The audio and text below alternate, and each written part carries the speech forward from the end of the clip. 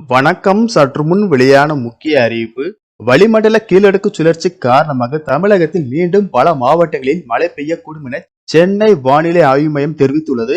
மேலும் பிப்ரவரி மாதம் 28ஆம் தேதி எந்தெந்த மாவட்டங்களில் மழை பெய்யக்கூடும் என்பதை பற்றியும் மேலும் பள்ளி கல்லூரி விடுமுறை போன்ற முக்கியமான அறிவிப்புகள் வெளியாகி உள்ளன. இதை பத்தி விரிவாக தெரிஞ்சுக்க வேண்டும்னா இந்த வீடியோவை கடைசி வரைக்கும் ஸ்கிப் பண்ணாம பாருங்க. வீடியோக்குள்ள போறதுக்கு முன்னாடி இந்த சேனலை இது வரைக்கும் சப்ஸ்கிரைப் பண்ணாதவங்க சப்ஸ்கிரைப் பண்ணிக்கோங்க. வடகிழக்கு பருவமழை காரணமாக தமிழகத்தில் பல மாவட்டங்களில் பரவலாக கனமழை பெய்தது. இதன் காரணமாக பள்ளி கல்லூரிகளுக்கும் விடுமுறை விடப்பட்டது. கடந்த சில வாரங்களாக வறண்ட வானிலை நிலவி வரும் நிலையில் தற்போது புதிய அறிவிப்பாக வளிமண்டல கீழடுக்கு சுழற்சி காரணமாக தமிழகத்தில் மீண்டும் பல மாவட்டங்களில் மழை பெய்யக்கூடும் என சென்னை வானிலை ஆய்வு மையம் தெரிவித்துள்ளது.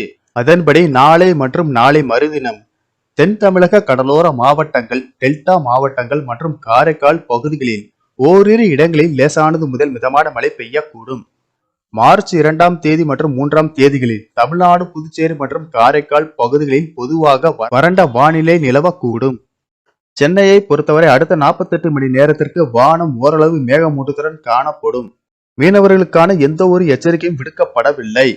மேலும் பருவமழை காலங்களில் மாணவர்களின் நலன் கருதி பள்ளி கல்லூரிகளுக்கு விடுமுறை விடப்பட்டு வரும் நிலையில் தற்போது மீண்டும் நாளை தமிழகத்தில் பல மாவட்டங்களில் மழை பெய்யக்கூடும் என்பதால் மழையின் தீவிரத்தை பொறுத்து அந்தந்த மாவட்ட ஆட்சியர்கள் பள்ளி கல்லூரிகளுக்கு விடுமுறை அறிவிப்பார்கள் என எதிர்பார்க்கப்படுகிறது.